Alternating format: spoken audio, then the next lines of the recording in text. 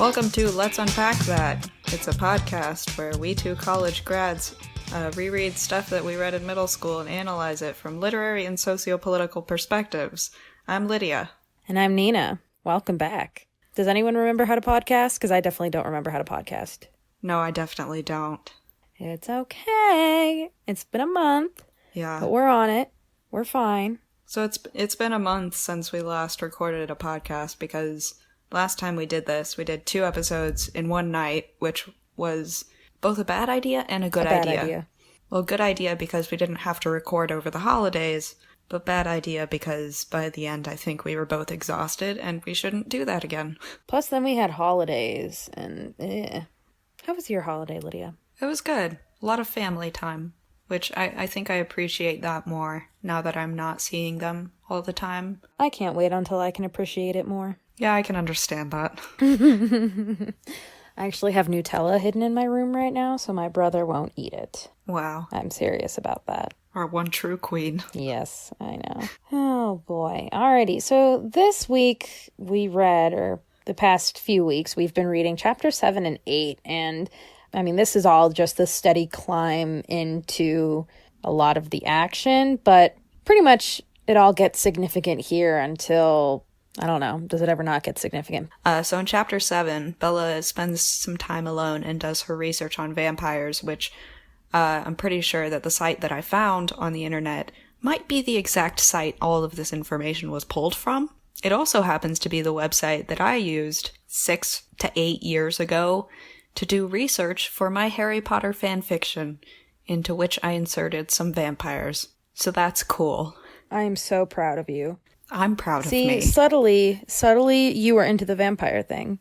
Like, subconsciously. You know, I think I was just into the Victorian thing, honestly. Because it all goes back to Austen and Bronte. Excuses. And stop, I'm not into vampires. By the end of this podcast, we're going to have, like, a psychological break, and you're just going to be laying there and just be like, this whole time I've been into vampires, and I never knew. We'll close it out with just like, it's okay, Lydia. I think society has taught me to be in love with vampires. Because, you know, society has taught me to be in love with the pale dude who has, ooh, light eyes. Wow, he's so handsome. He's so strong. He's so... bleh. So now we're blaming society. I see. Yes. No, but you're totally right. It's the bad boy. I mean, we've been through this, but it's the bad boy thing. It's the handsome, mysterious thing. It's the danger. I don't know. Yeah. It's everything. That was all episode 2. Mm-hmm. If you feel like listening, go re-listen to it. Werewolves are, for the last time, underrated. Mm-hmm. And I didn't understand this, why Bella wouldn't research the werewolves if she just found out that her childhood best friend was related to and or was a werewolf. Well, I think we didn't really get this inner monologue because this is, again, something that the reader is supposed to infer, but the way that Jacob talks about his tribe's history, he laughs about it. He's like, oh, haha, we're descended from wolves, and that was however many generations ago, like right at the beginning of time when our tribe was formed. And he also talks about, like, oh, my great-great-grandfather made a treaty with them and da-da-da. Like, to him, it's all very ancient history. And I think that kind of makes sense why he's not really taking it seriously and, you know, just kind of brushes it off as a scary story. Whereas in Bella's perspective, she's seeing all of these things that are connected in life that she's seeing. If he were a werewolf, he wouldn't have told her the story. He thinks it's a funny story, and Bella knows that. And she just thinks that there's more truth to it because of what she knows about Edward and the Cullens. He doesn't actually necessarily believe it. It's just one of those, because, you know, she's flirting with him and he wants to kind of like spook her out and be like, oh, check out this scary story. I mean, I don't know why she wouldn't have looked it up to see if it made any sense. But then again, I'm not Bella, and thank God for that. Yeah. Like, it seems weird that she never follows up on the werewolf thing. Vampires are real, but apparently the werewolves are out of the realm of possibility. I don't think she believes that I don't think she ever considered that Jacob was a werewolf until New Moon. Okay. I have 2 follow-up questions here. 1, when does Jacob find out that he's a werewolf? And 2, does he know that the people around him are werewolves already? Jacob himself does not know until New Moon, and he doesn't believe the stories until he actually transforms into a wolf. And even when his friends have transformed into wolves, he doesn't believe it because they're not allowed to tell him. There's a gag order on telling people. Okay. Now it makes more sense why Bella wouldn't do her research on werewolves. Yeah. Like, I'll bet that happens later. I would understand if somebody was serious about one thing, you would go and try to learn more about that thing, rather than if they're, like, joking about something, you wouldn't bother to follow up on that. Or you would. Maybe you would. Who knows? I mean, she's very narrow-sighted when it comes to Edward. Like, yes, she kind of just pushes the whole werewolf thing out of the way and is only focusing on the vampires, to her detriment. Mm-hmm. Yet another way that Jacob Black gets pushed to the sidelines. The poor boy. My baby. We're not going to fall into this again, Nenah. That was the last episode. I know. I just love him.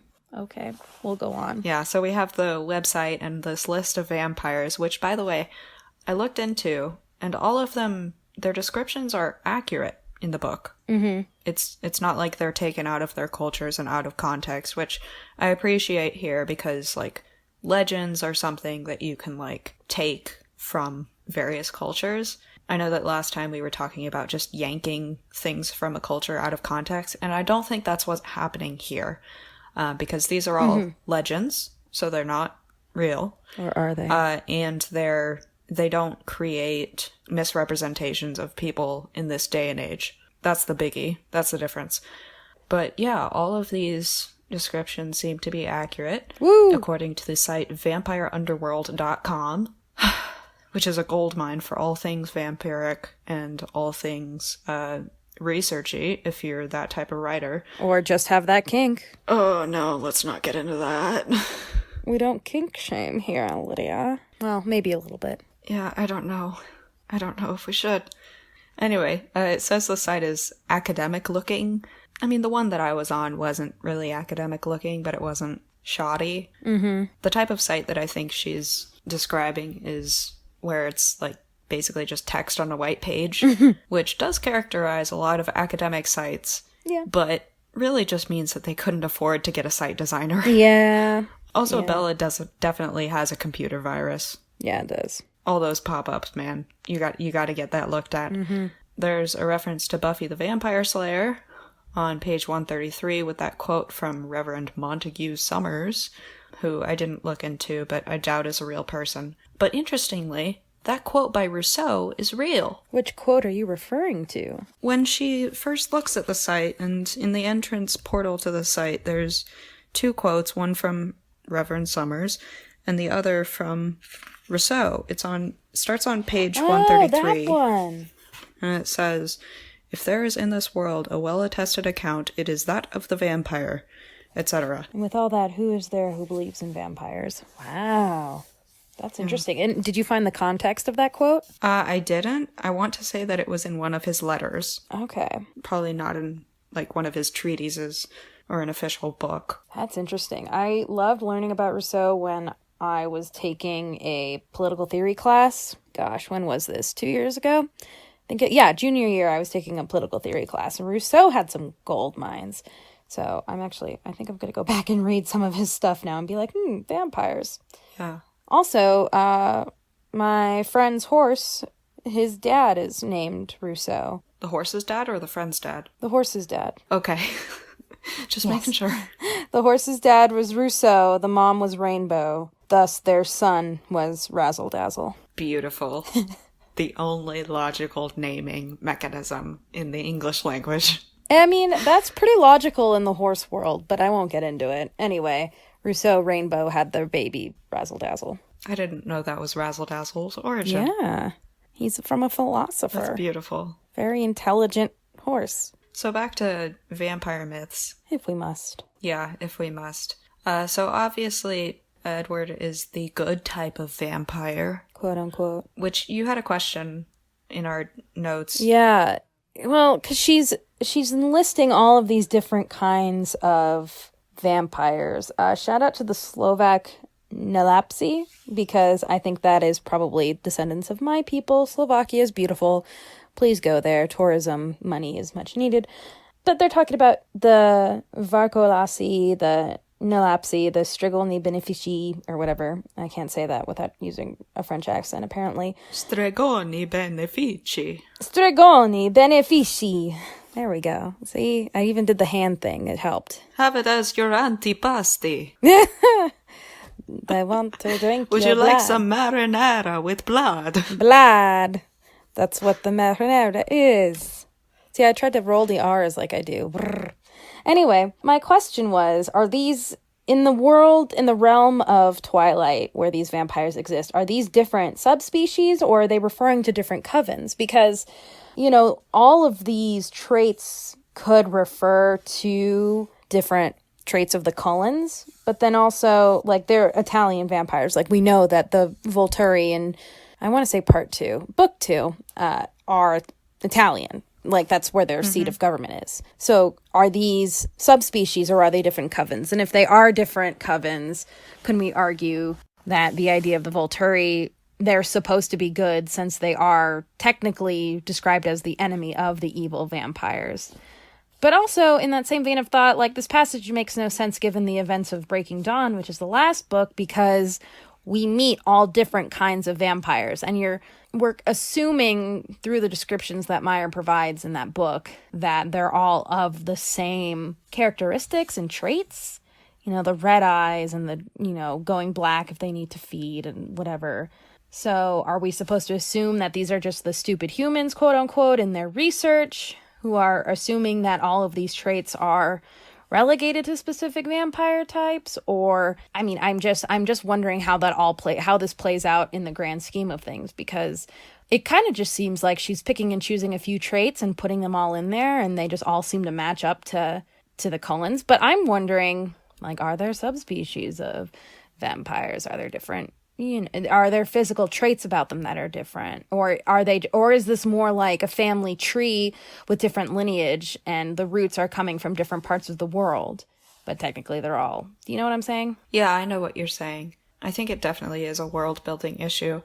At this point, I don't think we need to know the whole picture, just that Edward is a Italian meatable vampire. Italian meatball. And, like, it's impossible that the vampires in this world are so limited to only be the Italian type of vampire, because especially if you put together all of these characteristics, you totally ignore so many cultures' versions of vampires. For example, African vampires, of which there are many, many legends and myths and tales. I just glimpsed at that page, and it's such a long list. But you ignore the whole, like, potential for a lot of different types of vampires if you just narrow the whole world to the existence of only these. I think the book is narrow enough in scope that the only vampires we will meet in the books are these type, but I don't think that we're supposed to assume that all vampires around the world are Italian vampires.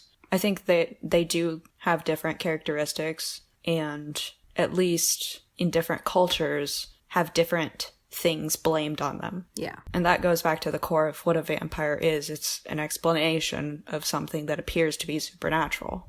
Like nail marks under the lid of coffins when you accidentally buried someone alive, or digging up graves, or, like it says in this book, child death, and men being unfaithful and promiscuous. It's an explanation, and we should unpack that. But in this universe, the women, of course, would never be so awful. It's just the men who would cheat. We found a few ironic quotes in these 2 chapters that don't exactly work in conjunction with the mythology of the Twilight universe.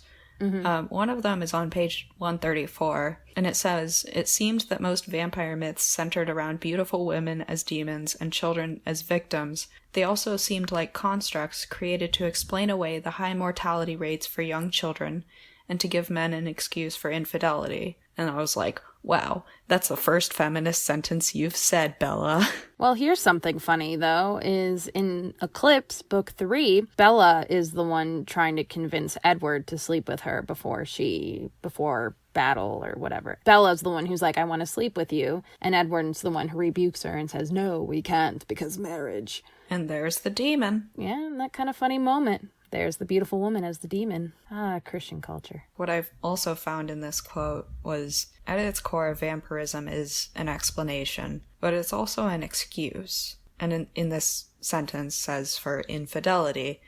But could that also mean that vampirism is an excuse for other bad relationship qualities like abuse and gaslighting? And in that case, I think Edward fits the bill. How so? The only reason that he can get away with being so mysterious and so manipulative is because he has this immortality behind him. He has this mysterious essence of being this supernatural creature because he has like super strength and all that. We talked about this before, like the only reason that he gets away with being this shitty is because he is supernatural. So here's something that I think is interesting. When Bella is looking over all of her evidence, starting in, I believe, around page 138, and just kind of thinking about what he's done and what she knows. She even says, like, he's done nothing to hurt me so far. First of all, yikes. That's okay. But I think that begs the question, did Edward save Bella out of goodness, or was it an effort to prevent blood being spilt when she was potentially about to be struck by the van, and Edward, obviously jumps in front and saves her life? We know the answer. As the reader, we're to infer, and because this is a romance, we're to infer, like, it's because he loves her. But how could Bella know that? She's thinking like, oh, he did it because he loves me.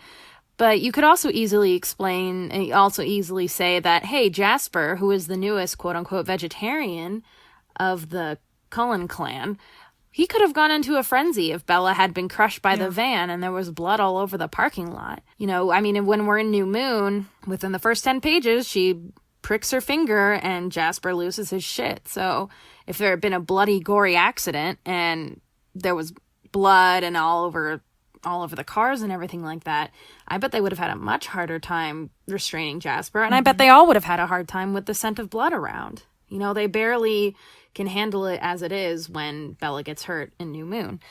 So I think Bella's making some very dumb assumptions by saying, like, he saved my life because he feels for me. It's like, or he could have been just saving his stepbrother. And we know that that's not the case. But I just think it's a very far stretch for Bella to think these things. It's part of her naivete, is part of a character. Yeah, I think it's another part of the disparity between what readers go in knowing and what Bella should know for how the story has progressed so far. We talked about this in past episodes, how you can't start reading this book without knowing that Edward is a vampire. That's a prerequisite that you know that, but Bella doesn't, and so it's a bit inconsistent. Like, she thinks he's a hero because she doesn't know that his family are going to possibly kill her if she had spilt blood, and yet at the same time, she is incredibly convinced that he is supernatural, and it's like she already knows that he's a vampire in some places. Yeah. There's like weak attempts for her to try to be logical in parts of the book now. She's like, oh, I'm being stupid. I can't believe I'm actually considering this. But there's only a few lines of that where she goes, oh my God, I can't believe I'm thinking these things. This is really dumb of me. In terms of what she knows and what the reader knows. Which goes back to my question, and I honestly want to know the answer to this question, Nenah. What would it take for you to become incredibly, totally convinced that somebody was actually a vampire? Probably shooting them and then they heal themselves magically. Interesting. After they drank blood. Anything else? I'm trying to think about that. Because, on one hand, if someone came up and was drinking blood and was like, look, I'm a vampire, I'd be like, no, you're fucking crazy. But yeah, I think I'd have to see, in the movie, there's a few moments where Edward is like, look, I'm jumping from tree to tree and I'm really fast and I glitter. But I would need something like that. Like, hey, I'm going to shoot you with this regular bullet and you're not going to bleed and you're going to heal yourself. And then I know that you are at least vampire-like. And then combine that with the fact that you drink blood. I don't know. But I listen to so much true crime, and I know about so many different cases where people have gone absolutely insane and have done these crazy things. And I'm like, well, that could all just be explained by like some kind of form of psychosis. Like, I don't know, I don't know what it would take. Say from them like biting me and turning me into a vampire. Yeah. I guess maybe that's what I need. Bite me so I know it's real. That's what I need. Yeah. I don't know. What about you? For one thing, I don't think I could be convinced as quickly as Bella has been convinced. Like, it would take literal years of never seeing a person's reflection, never seeing them in any pictures at all, encountering weird bags of fluid in their bathroom or in their fridge. Plasma. Like, literal years of gaslighting and of these tiny things, and like not even them trying to be obvious with me like Edward is. Like, Edward's being too obvious. Oh my god, I know. I would say like that's fake. You're joshing me, dude. Shut up. I think maybe the pictures might do it. If they didn't appear in any pictures, and if I pointed a camera directly at them and they weren't in the picture, and if I couldn't find any pictures of them at all ever. But then I might be more concerned than convinced that they were a vampire, because like everything nowadays can be explained by science. Yeah. You go back to vampires as an explanation for something that's weird, like, well, maybe the light reflects off their clothes a little bit weirdly, and stuff is like it does this and that so that they can't be captured in pictures because they're wearing this certain thing. Refraction. And I don't know. Like, it's...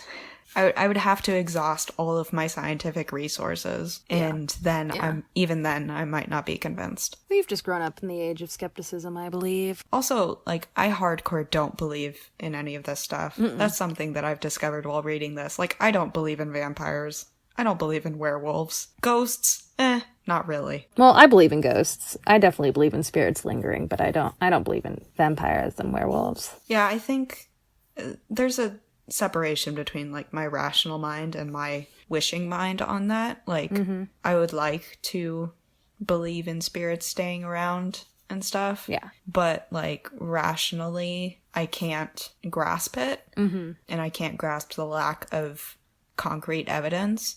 Like, obviously, if I went into a haunted house at night, I would be scared. I would be more scared of the dark than anything. Haven't you ever seen Ghost Adventures? I have seen BuzzFeed Unsolved, and that's enough for me. Capturing something as ephemeral and as elusive as a spirit is one thing, but having something that's a creature in the flesh living among people is a different thing. Next time you come visit, we'll go to the Stanley Hotel and book a room and stay the night. Okay, I'm fine with that.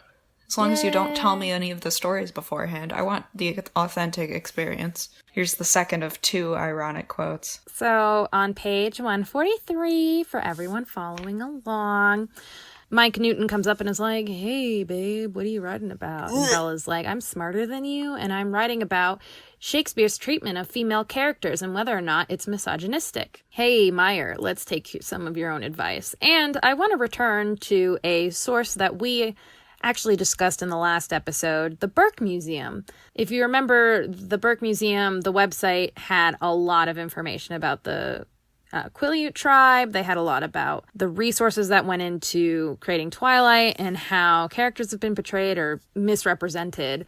But something that the Burke Museum also did beautifully, which I was happy to bring back, was talking about the roles of women in the Twilight franchise, which was brilliant and great. And if you notice and this is taking information from the Burke Museum that they pointed out and could put more eloquently into words than I can. All of the women are in domestic roles. Renee was leaving to travel with her new husband, Phil. Bella is taking care of Charlie. In New Moon, Emily, one of the werewolf girls, is making food for all the wolf pack. And all the women are in very domestic, very traditional roles. I'm going to directly quote the Burke Museum here, and it says, likewise, throughout the New Moon movie, Emily, who is the imprinted wife of Sam, who is the leader of the wolf pack, Emily is only seen at home, waiting around and cooking food for the wolf pack. Finally, according to Rosalie, the most outspoken of the Cullens, who opposes Bella's desire to become a vampire, the only thing worth living for is to have been allowed to marry someone who loved me and to have pretty babies. When she explains her jealousy over Bella's ability to choose life or death, she implies that the only right choice is to fulfill that societal female prescription and not necessarily to pursue a or a greater meaning of life. I don't necessarily agree with that. I think Rosalie herself wanted that and wanted to fulfill that role. I mean, I think she thinks that is the fundamental role that she wanted to fulfill, and she envies that Bella has the choice to fulfill that role. But I don't know if that necessarily means that's what she thinks Bella should only do. I think that is something that she is jealous of Bella of. But anyway, I digress. Again, continuing with the Burke Museum, all of the women who are made whole by their male counterparts. You know, Bella has no personality or significant storyline before she meets Edward. Ironically, the character of Jacob, who talks about imprinting later on in the series, he actually says that imprinting is just another way of getting your choices taken away from you, which is interesting to say, because it seems like the women here are, not that their choices are getting taken away from them, but the way in which Meyer writes all of these characters in very heterosexual couples, the way in which the women are quote unquote saved by their male partners, it's an interesting conundrum, and I would say very misogynistic. And then wicked women manipulating through sex, which is another thing that we kind of touched on earlier. And then another thing that the Native women are kind of forced with when you're looking at the history of the Quileute tribe. The Burke Museum points out that, Native women are more often leaders and decision makers in the household rather than solely the cooks and the caretakers of men. The Burke Museum, I'm directly quoting here, today women are often prominent leaders on tribal councils, such as a current Quileute chairwoman. They're teachers, they're activists in their communities, and they've been historically equal to the roles of men, and this holds true today. But the thing is, in Twilight's universe, all the women are subservient. In this paragraph, I just wanted to completely read. A troubling message of the Twilight Saga is the disfiguring scar that covers the right side of Emily's face, a scar caused by Sam's violent and uncontrollable nature. Since none of the Cullens are scarred in this way, the image of the domestic violence as an accepted part of Native relationships is a possible interpretation. The frightening reality is that the contemporary Native American women represent the highest statistic of domestic violence victims and death.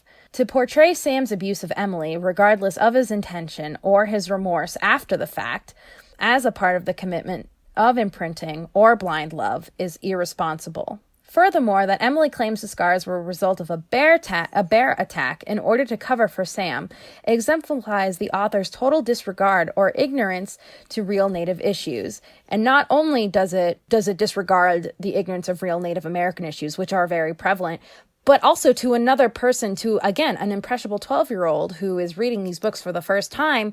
She's saying, oh, he hit her, but he loves her, and he's really sorry about it. And I'm not going to say that, there are not people who can come back from that. But to say that it's okay and that he loves her and he's made up for it, that's something that happens again and again and again in abusive cycles of relationships. Is also very scary. And again, kids who were reading this are going to be like, oh, that's normal. It's fine. Like, he literally scarred her fucking face, but it's okay because he's sorry about it. Yeah, it's also another case of it's supernatural, so he gets away with it. Yeah. I guess this not only applies to Edward, but also to Sam and the werewolves, that it's okay because it's supernatural and because it's beyond our human understanding, which it's not. Also, the portrayal of disfigurement in popular media is very rare. It's getting more prevalent nowadays, and it's getting more attention from authors who want to write more diverse stories. But representation 101, you start with something that's like typical, the baseline, and then you can represent it in good and bad lights once it's in the public eye as a thing that is. right here, it's immediately a negative thing. Disfigurement is a sign of not being as high and mighty as maybe the Cullens, who can heal themselves and who are flawless. And it's just portrayed as less than because it is the product of abuse. Should we take a break? Yeah, let's take a break. We're gonna take a short break, and we will be right back after Dylan's voiceover. The following is a brief pause to allow the host to get their shit together. Please take this moment to do the same for yourself. Thank you.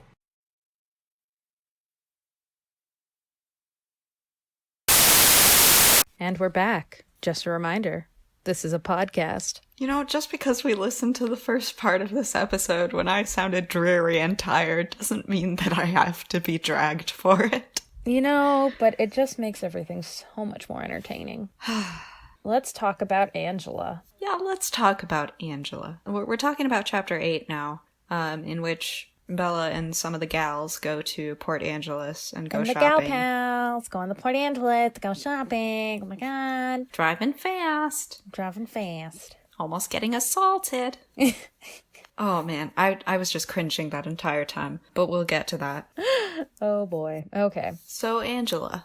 I don't know these girls' names. Mm-mm. I don't know who's in the car. Is it 2 of them? Is it 3 of them? Yeah, it's Angela and Jessica. Okay. Oh, Lauren is the other one. And Lauren is the jealous one. Because everything is a competition among girls over guys. Absolutely. Which we also see later in the restaurant, during which I was also cringing the entire time. Yeah. Anyway, let's get on with that estrogen rush. Woo! That's a direct quote. Mm-hmm. Nenah? Yes. Is Angela gay? I think probably. There's no way to read that without it coming across as her being in the closet. I mean, maybe that's just because we live in our time and that's just the first thing we jump to. But she actually says, Angela was passively happy to be going to the dance, but not really interested in Eric. Just tried to get her to convince who her type was, but I interrupted with a question about dresses after a bit to spare her. Angela threw a grateful glance my way. Page 152. Are we supposed to assume that Jess and Angela haven't really been friends before now? I think we're supposed to assume that they don't have a very deep friendship, just because none of the girls in this story have very deep friendships with each other. That's true. And so maybe they don't know each other a lot. Maybe they've just known each other for a year or 2. Mm-hmm. Like, I don't think they've been friends since kindergarten. No, but it still seems to be an odd moment to be adding that we don't know, like, Jess doesn't know Angela's type, because I feel like girls talk about guys a lot, especially, I mean, some girls do, but I know amongst my friends, I had a pretty good idea of what my friends' quote-unquote types were, especially in high school, even without them dating, because they would sometimes say something. I don't know. But I just feel like there's not really a lot of ways to read this other than, A, oh, she's shy and she doesn't really know, or B, she's totally fucking gay. Yeah. Which I support. It makes sense if she's the shy type, which she seems to be. Mm-hmm. Because, like, I didn't know my shy friends' types, or if they even had types in high school. What is a type? Yeah, what is a type? Let me know. Jeez.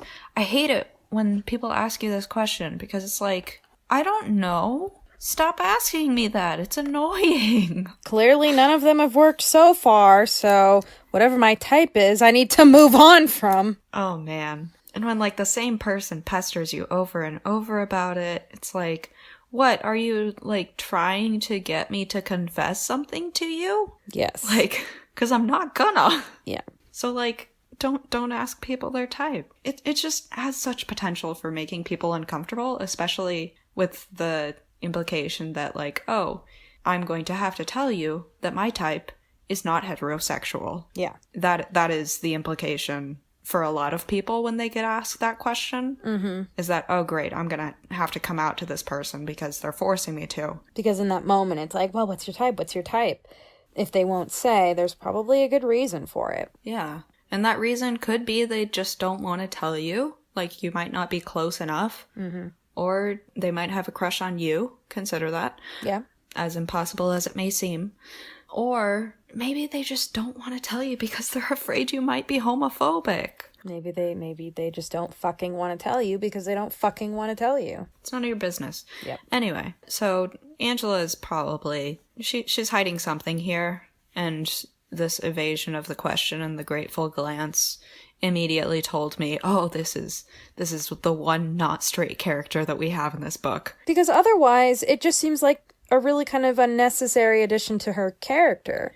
Right. Like, she could have just written in, like, Angela was listening in quietly or something like that, and that would have noted, like, oh yeah, she's the quiet one. She doesn't say much. But no, this is a weird exchange. Anyway, make Angela gay 2K19. Yep. Oh god, it's 2K19 now. It is 2K19. Oof. Woo! Happy 2K19! Yeah, so we also wanted to talk about how Bella leaves her friends to go shopping alone and walking in a city that she doesn't know with a poor sense of direction, which is not smart, but at the same time, and I think we'll get into this, like, not blaming the victim. So, Nenah, take it away. I have a lot of feelings about this, first off. So she leaves her fucking friends and goes shopping alone. And reading this, I was thinking to myself, Bella, you're from Phoenix. You've either lived under a rock your entire life, or you think that Port Angeles is so small and insignificant that you couldn't possibly run into danger in such a small town. Street smarts! Street smarts. But, you know, both of those options worry me because, I mean, so we lived in Los Angeles for 4 years, and neither one of us would have gone anywhere alone. Correction. We lived in Malibu. The place in Malibu that we lived in, Pepperdine University, is the safest place in the world. Yeah. Well, I wouldn't say in the world, but is definitely the safest place in Malibu. Because I closed at that Starbucks. However, I worked at Starbucks while I was going to school there. And let me tell you, Malibu is a fucking weird place when the sun goes down. Like, I did not feel safe walking in my car sometimes. Like, we would all leave together because Malibu gets really shifty at night. And so does, I imagine, the greater Los Angeles area. Mm-hmm. So what really bugs me here is the fact that Bella is from Phoenix, which is arguably another very big town with a high crime rate, probably similar to Los Angeles. And here she is walking around alone in this little town. Like, I don't walk alone really hardly anywhere. I just don't. Not even in this town that I've grown up in. But so assuming that Bella grew up in Phoenix most of her life, she'd be well aware of the potential for violent crime. I just don't know what disturbs me more, like the fact that Bella has lived in Phoenix and is now so confident in living in this tiny town that nothing bad could ever happen to her, or she just literally does not consider the possibility of anything bad happening to her. And then another thing, giving attention to people who catcall you. No, do not. Like, I don't know if you've been taught this, but my experience and what I was taught was to not respond. Don't look them in the eye. Just keep walking and be a bitch. Like, if someone's like, hey, how you doing? Or hey, what's up? Like, you just keep walking. She has this quote knee-jerk reaction of being like, oh, hello. He had to be talking to me since no one else was around. Going back to the whole women have to be polite all the time. But you just don't give them that kind of attention. You just keep walking. Safety in numbers was another thing I wrote down. You don't leave your friends. And not to mention, she is preoccupied. Like you were saying, she's not paying attention to where she's going. She's thinking about Edward. She basically just gets herself completely lost without really any second thoughts about it, and only starts to worry when those guys start following her. And I'm just so frustrated with the idea that she's like, nothing could happen to me in this town. Come on. Really, Bella? Yeah, I think as a lesson to be teaching 12-year-olds who are reading this, it's not a good example. I think we're looking back on it as older people, and as a 17-year-old, I wouldn't have known all this. She's a teenager. I think we can cut her some slack here. It's a scary situation. Like, I don't even know what I would do in that situation. I guess no one else grew up obsessed with true crime like I did. Yeah. And I have a really, like, anal retentive, like, my parents were both like, you'll get kidnapped, you'll get murdered, don't go look at the guy's puppy. There is no puppy. You know. You ain't getting me to no secondary location. No secondary location. We're talking about John Mulaney too much in this episode. No, we're not. It's beautiful. I'm so glad that you finally watched that. I know. I don't know what I was thinking. Oh, yeah. Also, I'm really annoyed at Edward, going back to, the podcast. I'm really annoyed at Edward being like, you should fucking eat something, and like full of authority. Like, yes, I should feel safe because this guy who is my age and thinks he knows better than I do is telling me to eat something. So I'm gonna eat something. Again, I feel like the cover art for this podcast should have just been that one meme of Cinderella going, listen, first of all, I can do whatever the fuck I want. Also how he tells her, like, when she gets in the car, he says, just prattle on about something unimportant until I calm down. It's like, what kind of a narcissistic asshole? Like, you think you're so above these teenagers? You act like a teenager yourself. Mm-hmm. You've been a teenager longer than any of these teenagers will teenage, so you know what? Fuck you. Also, who chooses to stay in high school for that long? It's a little bit creepy and a little bit concerning and a little bit, like, purgatory. We'll talk about that when we talk about immortality. Eventually, one of these days. But apparently one of the perks of being an immortal vampire is that you can parallel park. Woohoo! Does that mean that you're an immortal vampire? Because I've seen you parallel park. I guess it does. That's all the proof I need. Damn! I never knew. Another fun quote that we have a lot to say about. Bella says, I've always been very good at repressing unpleasant things. Turn it off. Like a light switch. It's got to click. Neat little Mormon trick. Tick, tick.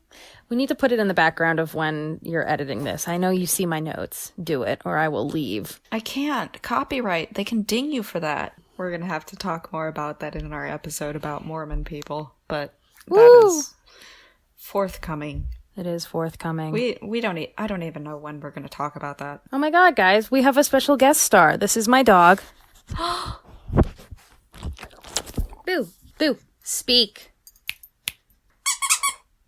speak, speak, speak, speak, speak. There you go. Oh, good boy. Okay, here you go. Good boy. He just dropped his squeaky toy on my laptop. Oh, he wants you to play with him. He does want me to play with him. I know. Oh, rip it. Kill it. Kill it. Kill it, Dad. Get it. You got it. Good boy. Speaking of killing it dead. Killing it dead. Edward is definitely a murderer and wants to kill again. And he's not subtle about that. Let's talk about how she's like, oh my god, well, back when I first knew him, but like, not, he couldn't hurt me now. I know him and he couldn't hurt me now. Let's talk about the fact that, according to the FBI crime statistics, in 2011, incidents of murder for which relationships of murder victims and offenders were known, 54.3% of murder victims were killed by someone they knew. And then in 2010, 62% of violent victimization crimes were committed by offenders known to the victims. Again, U.S. Department of Justice, Office of Justice Programs, Bureau of Justice Statistics, reported in December 2012. And me being the true crime junkie, I once listened to a podcast where someone was kidnapped and tortured for 3 days by someone who had been her friend for over a year. So just assuming that she's safe with this guy that she knows and has talked to a handful of times is so friggin' stupid on so many levels. I don't know, maybe I just grew up in the age of paranoia, but I still think everyone's out to kill me. And Bella should do the same. We are the paranoid generation because we also have access to a lot more information than people in 2003 did. All right, do you have anything else to add? No, I think we should go into the yikes moments, even though this episode, like the last one, is full of them. My yikes moment is on page 143, when Mike comes up to Bella and he's talking with her, and he tucks a lock of Bella's hair behind her ear. Don't touch people! Don't touch her! Just don't touch, ever. Don't touch, boys. Don't touch. Ugh. Yeah, also every time Edward is angry, because his anger scares me, Bella's on the, oh, he makes me feel safe, oh, it's okay because he's supernatural, and I'm on the opposite end where it makes me super scared. Get out of there. You still don't know for sure. You just have a theory. And that's where my ex moment comes in on page 175, when he goes, your number was up the first time I met you. And Bella says, I felt a spasm of fear at his words and the abrupt memory of his violent black glare that first day. Dramatic pause. But the overwhelming sense of safety I felt in his presence stifled it. Red flags! Red flags! Red flags are everywhere. Just stay in your house. Don't ever leave. Get a dog. I'm fine with that. That's what I've done. Right, Boo? He just kind of looked at me. Well, I think we're done here. Think we're done here. Thanks for joining us again, guys. Yeah, thanks for joining us. As always, you can find us on SoundCloud and on Apple Podcasts /iTunes, which one of those places is where you're listening to us right now. Also, we're on Twitter at Let's Unpack Pod, and now we're on Tumblr at Let's Unpack Pod, right? Yes, Let's Unpack Pod. Yeah, it's mostly a page for memes because we couldn't restrain ourselves anymore. No, we just kept on sending them back and forth to one another, and I'm like, you know what? We need like a place to put all of these. Yes, so send us your memes. Yes. We love them. I love memes. Talk to us, rate, review, subscribe, ask us questions, interact. Correct us on stuff. Please correct us. We're not experts. Yeah. Except in bitching. Yeah, boom. All right. That's the end. See you in 2 weeks. Goodbye, everybody. Have a good Bye. one. Do it for the vamps.